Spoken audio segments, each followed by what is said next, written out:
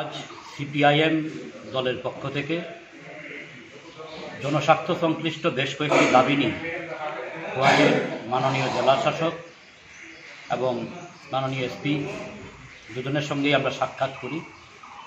প্রথমত এই দুজনই নতুন এসেছেন, খোয়াই সদ্য জয়েন করেছেন। আমরা তাদের সঙ্গে সৌজন্যমূলক সাক্ষাৎ করি, সৌজন্য বিনিময় করি। পাশাপাশি জনস্বার্থ সংশ্লিষ্ট কিছু বিষয় আমরা ওনাদের সামনে তুলে ধরি। প্রথমত জেলা শাসকের নিকট আলোচনা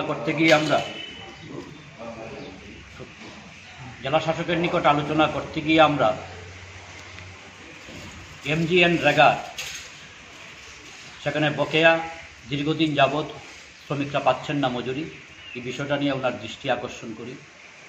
সেই সঙ্গে তুলাশিগড় ব্লক এলাকার বিশেষত আসারামবাড়ি, বনবাজার এই সমস্ত এলাকায় ফেন্সিংয়ের যে লাইট, সেই লাইটের কারণে সেখানে সবজি নষ্ট হচ্ছে কৃষকদের, খুব হাই পাওয়ার ভোল্টেজ। এই বিষয়টা নিয়ে ওনার সঙ্গে আমরা কথা বলি। পাশাপাশি আমাদের খোয়াই মহকুমা এলাকার বিভিন্ন এলাকায়, বিশেষত তুলাশিগড় এবং পদ্মবিল ব্লক এলাকায়, সেখানে ড্রিঙ্কিং ওয়াটারের প্রচণ্ড প্রবলেম, পানীয় জলের।